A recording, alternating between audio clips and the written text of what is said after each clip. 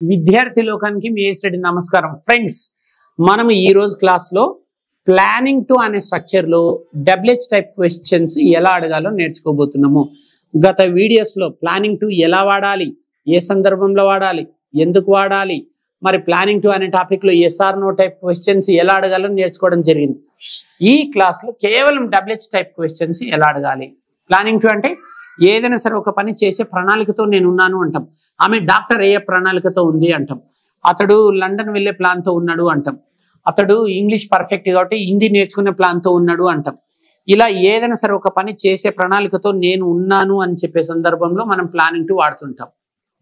So ఇప్పుడు WH type. ఇప్పుడు నాతో పాటు ఇక్కడ ఇద్దరు విద్యార్థులు ఉన్నారు, శివ అండ్ నరేంద్ర.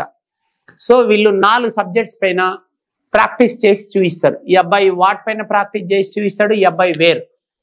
అంటే 4 subjects, you, they, he and she. అడుగు బాబు, యు పైన అడుగుండి. What are you planning to buy? I am planning to buy a car. ఈ అబ్బాయి ఏం అడిగాడు, నీవు ఏమి కొనే ప్రణాళికతో ఉన్నావు అంటే I'm planning to buy A car, నేను కారు కొనే ప్లాన్ తో ఉన్నాను అన్నాడు. They, What are they planning to buy? వారు ఏమి కొనే ప్లాన్ తో ఉన్నారు, They are planning to buy a car. వారు ఒక కారు కొనే ప్లాన్ తో ఉన్నారు. He, What is he planning to buy? అతడు ఏం కొనే ప్లాన్ తో ఉండు, He is planning to buy a car. అతడు ఒక కారు కొనే ప్లాన్ తో ఉండు. She, What is she planning to buy? She is planning to buy a car.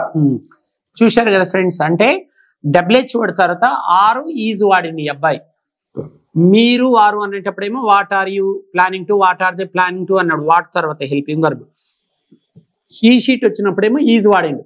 What are you planning to, you వచ్చింది కాబట్టి are. What are they planning to, they వచ్చింది కాబట్టి are. What is he planning to, he వచ్చింది కాబట్టి is. What is she planning to, she వచ్చింది కాబట్టి is. అంటే you, they అనే సబ్జెక్ట్ వచ్చినప్పుడు ఆర్ అనే హెల్పింగ్ వర్బ్ వాడిండు. అంటే వాట్ అనే డబ్ల్యూహెచ్ వర్డ్ తర్వాత.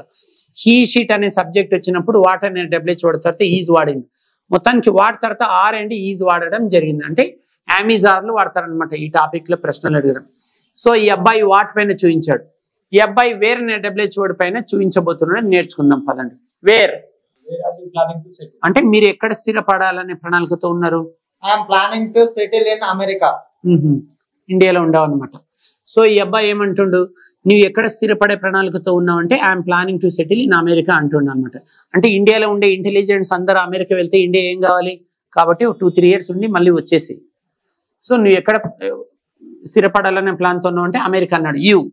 ఇప్పుడు దే అనే subject. Where are they planning to settle? వారు ఎక్కడ సెటిల్ అయ్యే ప్రణాళికతో ఉన్నారు. They are planning to settle in Delhi. వారు ఢిల్లీలో సెటిల్ అయ్యే ప్లాన్ తో ఉన్నారు. He, Where is he planning to settle? అతడు. He is planning to settle in Hyderabad. She, Where is she planning to settle? She is planning to settle in Delhi. Okay. చూశారు కదా friends.